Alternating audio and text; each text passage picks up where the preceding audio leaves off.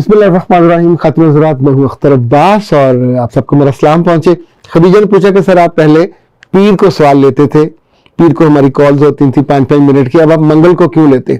बेटा असल में कई हफ्तों बल्कि महीनों से ये हो रहा है कि पीर को सुबह 10:30 बजे से 11 बजे का जो दरमियान का स्लॉट है, ये मुझे जाना होता है दुनिया न्यूज़। तो उनका जो टीवी चैनल है लाहौर न्यूज़, उसका प्रोग्राम है जागो लाहौर, तो उसमें हमारा सेगमेंट होता है। लाइक आज चूंकि हमने किया सुबह 10:30 बजे, अब मुनीबा आसिफ उसकी मेज़बान होती हैं और मसूद अहीर उसके प्रोड्यूसर हैं, तो हम एक दिन पहले मौजू मैसेज पे डिस्कस कर लेते हैं या इंटीमेशन हो जाती कि कल हम किस बात पे।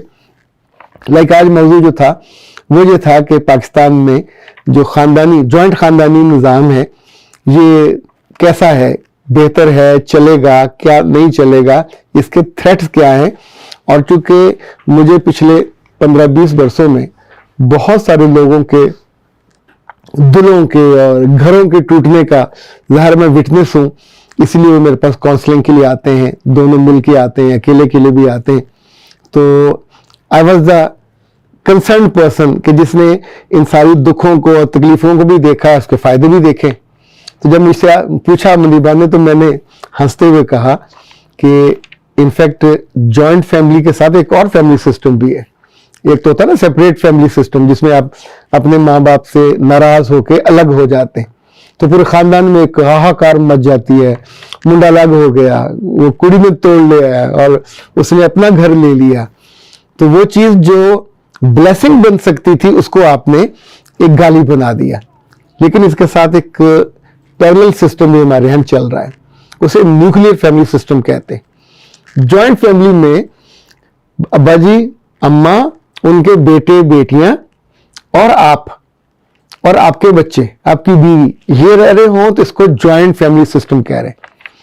उसमें चचा भी होगा, ताया भी होगा, फुफ्फो भी होगी, तो ये सारे एक बड़े इहाते में भी रह सकते हैं और अलग अलग कमरों में भी हो सकते हैं। गांव में तो अलग कमरे होते ही नहीं थे, यानी बेसिकली जॉइंट फैमिली हमने कभी गौर नहीं किया। ये मशरक की रवायत है, खासतौर पे हिंदुस्तान की, और वहां भी उन इलाकों की जहां लोग काश्तकारी करते थे। तो काश्तकार को उस जमाने में मशीन तो होती नहीं थी, तो जिम्मेदार वो होता था जिसके बच्चे मर्द ज्यादा होते थे। तो आमतौर पे कभी नोट करें, हमारे दादों के एवरेज 8 से 10 भाई होते थे। उस खानदान में जितने उनके दादे और उनके अजीजो कारब, एवरेज किसी के भी 8-10 से कम बच्चे नहीं होते थे। जिसका खानदान बड़ा होता, ज़ाहिर है उनकी आगे शादियां होती, उनकी बहुएं आती, उनके आगे बच्चे, तो पूरा गांव किसी एक खानदान का बाज़ दफा हो जाता था। और इसी तौर पे ये जो बरादरी बनती है ये भी खानदान से बनती है, फिर कबीला बनता है वो भी खानदान से बनता है। तो कबायली निज़ाम खासतौर पे ये जो जिम्मेदारों वाला है, ये पठानों से और बलोचों से फर्क है। यहाँ काश्तकार को अपने दस्तो बाजू चाहिए और वो बेटे ही सबसे अच्छे हो सकते हैं। बात केसेस में बेटियों के मियाँ भी उसी खानदान में आके मर्ज हो जाते थे, जिसको घर जोई कहते थे। चूंकि वहां जमीन ज्यादा होती थी तो अपना हिस्सा बांट लिया जाता था। लेकिन धीरे धीरे जैसे वक्त बदलने लगा और बेटों ने जिम्मेदारा करने की बजाय और मवेशी पालने की बजाय पढ़ाई की तरफ जाना शुरू किया, तो उसमें इज्जत ज्यादा मिलने लगी। खानदान क्या था? खानदान में तहफ़्फ़ुज़ था, खानदान में अहमियत थी, खानदान में एक खास तरह की इज्जत का एहसास होता था। और ऐसी मारा ने मुंडे आ गए जाटों के, वड़ाइचों के, यानी जो जो जिम्मेदारा करते हैं। बात जगह कमो फैमिलीज भी जिम्मेदारा करती हैं। तो जिम्मेदारों की जो फख्र, खुशी, वो अपनी फैमिली के ज्यादा होने का, बड़ा होने का, बड़े इहाते होने के, और फिर उनके साथ साथ घर बनते जाते थे। पूरी बरादरी, चचा का, मामे का, ताए का या खाला का, और पता चलता कि सब आपस में जुड़े हुए। इलेक्शन होते तो पूरा वो खानदान, उसकी इसलिए इंपॉर्टेंस होती थी कि उसके वोट ज्यादा होते थे। जब डीसी ने, एसी ने, इवन किसी सरकारी अफसर ने जाना होता तो भी वो उस नंबरदारों की या उस खानदान के पास जाते थे जो वहां का बड़ा होता था। पर जैसे फिर वक्त बदला, ये 3 नस्लों में वक्त बदल गया। मेरे दादा के जमाने में हमने ये मंजर देखा जहां खानदानों की ताकत थी। देखा कि जो बेटे पढ़ गए वो गांव और खानदान छोड़ के शहरों में चले गए, उन्होंने शादियां भी वहीं करके بیویاں ساتھ لے گئے. تو جوائنٹ فیملی سسٹم کو یہاں سے بہت یعنی یوں سمجھے کٹ لگا. جو باہر پڑھ کے چلے گئے وہ واپس اس خاندان میں کبھی بھی مرج نہیں ہوئے. جن لوگوں نے اس خاندان کو اٹھا کے شہر میں لے جانا چاہا جوائنٹ فیملی سسٹم کو, وہاں نہیں چل پایا. شروع میں جب 2 نسلیں پہلے تک بڑے کی مانی جاتی تھی, ابا جی نے بزنس شروع کیا, دکان تھی, سنار تھے, شیخ تھے, کچھ بھی کام کیا تو ان کی گرپ تھی, تو اپنے بیٹوں کو ساتھوں میں لگا لیا. جب ابا جی فوت ہوئے, اب یہ وقت ہوتا ہے جب شریعت کے مطابق آپ کو زمین بزنس بانٹنا ہوتا ہے. تو جو بڑے بھائی تھے انہوں نے قبضہ کر لیا یا وہ بیٹھ گئے, تو اب خاندان کا سربراہ ابا نہیں رہا, بھائی ہو گیا. یہاں سے پھر دل پھٹے, بیوی آپس میں لڑی, بچے آپس میں لڑے, اور وہ جو حصہ نہ ملنے پہ نفرت ہونے لگی, غصہ آنے لگا, کلیشز ہونے لگے, اور ماں سے نہیں سنبھالا گیا. جہاں جہاں بھی ظلم ہوتا ہے, ناانصافی ہوتی ہے, وہ پھر گھر ٹوٹ جاتے ہیں, ملک ٹوٹ جاتے ہیں, برادریاں ٹوٹ جاتی ہیں, رشتے ٹوٹ جاتے ہیں.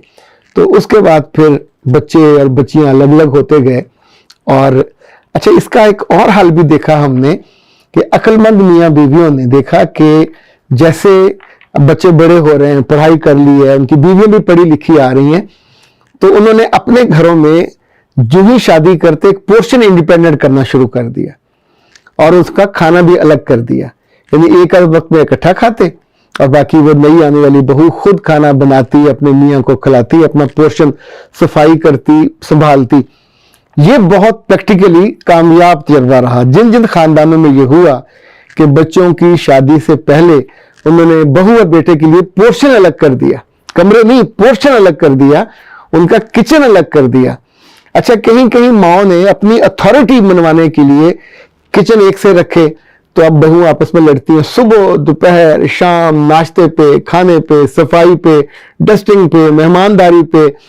میرے کپڑے لگا دیے, میرے بستر نکال دیے, میرے برتن لگا دیے.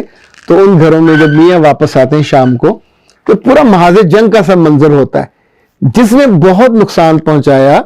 جوائنٹ فیملی کے فائدوں کو نقصان میں بدل گئے. پھر ایک اور ٹائپ کا جو فیملی سسٹم سامنے آیا, یہ بھی تھا جوائنٹ فیملی, لیکن اس کو نیوکلیر فیملی کہا گیا.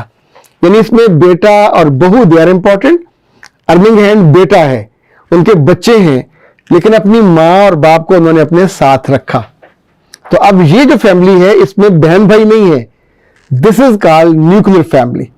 اس میں رسمی طور پہ جو ہیڈ آف دا فیملی ہے وہ والد صاحب ہیں یا والدہ ہیں, لیکن جب ان کی جاب ختم ہو جاتی ہے اور وہ ریٹائر ہو جاتے ہیں اور ان کا اختیار اور دبدبہ کمزور ہو جاتا ہے, تو پھر آٹومیٹکلی اس گھر کی جو سربراہی ہے کہیں ان کہیں وہ بیٹے کے پاس چلی جاتی ہے. نیوکلیر ایک بنتا ہے, یعنی اس میں بہت سارے بھائی اور بہت سی بہنیں اور بہنوئی اور ان کی بیویاں, وہ آپ کے فیصلوں پر معترض نہیں ہوتی. آنے والے دنوں میں جو مجھے لگتا ہے کہ فیملی سسٹم کی جو خوشیاں تھیں, جو خوبیاں تھیں, ظاہر ہے جب نیا بچہ آتا تھا اس کو پھوپھو مل جاتی تھی, دادی مل جاتی تھی, اور گھر میں کتنے رشتے تھے وہ مل جاتے تھے اسے سنبھالنے والے. اکیلے میں یہ فائدہ نہیں ہوتا, پھر آپ کو بیبی سیٹر کا ارینج کرنا پڑتا ہے, آیا کا ارینج کرنا پڑتا ہے, یا پھر اپنی والدہ کو اور اپنی بہنوں کو بلانا پڑتا ہے, لڑکی والوں کو. تو انفیکٹ یہ فائدہ تو ہمیشہ تھا. دوسرا, جوائنٹ فیملی میں بہت سی چیزیں اکٹھی ہو رہی ہوتی تھی. گروسری کا گندم آ رہی ہے, چاول آ رہا, تو ابا جی کی فکر ہوتی تھی, یا بڑے جو بھی اس گھر میں ہوتا, تو اس کا چھوٹوں پہ ذمہ داری نہیں ہوتی تھی. یہ گاؤں میں, شہر میں آ کے الٹا ہوا. یورپ میں اس طرح کا نہیں ہے, باقی دنیا میں بھی نہیں ہے جوائنٹ فیملی, ایون عرب میں بھی نہیں ہے. نبی صلی اللہ علیہ وسلم کی جب بیٹی کی شادی ہوئی فاطمہ کی, ہم نے جن چیزوں کا مطالبہ علی سے کیا رضی اللہ تعالیٰ عنہ, وہ اس میں گھر بھی شامل تھا. اور حضرت فاطمہ ایک بیٹی تھی, اپنے والد کے ساتھ رہ سکتی تھی, الگ رہی. باقی صحابہ کے ساتھ بھی یہی معاملہ تھا کہ ان کے جیسے بچوں کی شادیاں ہوئیں تو وہ جوائنٹ فیملی میں ان کا سسٹم نہیں تھا. قبیلے, خاندان ظاہر ہے اسی علاقے میں رہتے اور اس کی طاقت کولیکٹیولی اکٹھی ہوتی, لیکن گھروں میں لڑائیاں اور فساد جیسے ہمارے یہاں ہوتے ہیں ویسا نہیں ہوتا.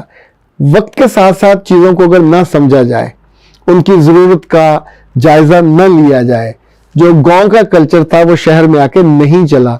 दादा और दादी, माँ और बाप भी इवन यहाँ आके उनका दिल नहीं लगता, सारा दिन वेले बैठ बैठ के दीवारों को तक के 2-4 दिन में वो अक जाते हैं। गांव में होते हैं तो गांव है, भैंसे हैं, डंगर है, मुरब्बे हैं, दोस्त अहबाब हैं, बरादरी है, 100 मसरूफियत होती है। इनफैक्ट हर जगह इंसान अपनी सहूलत के मुताबिक जीता है, दायरे तय करता है और एक लिहाज से अपना कल्चर का तय करता है। खानदान की रवायत आगे जानी चाहिए, अच्छाइयों की, तावन की, खूबसूरती की, मोहब्बत की। जैसे नान का एक कुव्वत होता है, ददियाल एक कुव्वत होता है, शादी ब्याह पे तोहफे आते हैं और लोग मुख्तलिफ चीजें संभाल लेते थे, दैट वाज गुड। लेकिन साजिशें, नफरत, लेग पुलिंग, दूसरे की गिराने के लिए एक दूसरे पे झूठ का तुमार और इल्जामात और ये सारी चीजों ने उस अच्छी खूबसूरत एक फैमिली स्ट्रक्चर का नाश नहीं किया, सत्यानाश कर दिया। आने वाले दिनों में ये और छोटा हो जाएगा, सिकुड़ जाएगा। और जिन लोगों ने अपने खानदान को बचाना हुआ, ज़ाहिर है फिर आप उसकी, जैसे सालन को बचाते हैं जल ना जाए, दूध को बचाते हैं उबल ना जाए, तो ऐसे खानदान अगर नफरत से भर जाए, नफरत उबलने लगे, तो फिर ये भी बचता नहीं है। तो जो बचाना चाहते हैं आप उसको फिर स्पेस देनी होती है, इज्जत भी देनी होती है, अहमियत भी देनी होती है, तब रवायत आगे चलती है। अख्तर अब्बास को दीजिए इजाजत। अस्सलाम।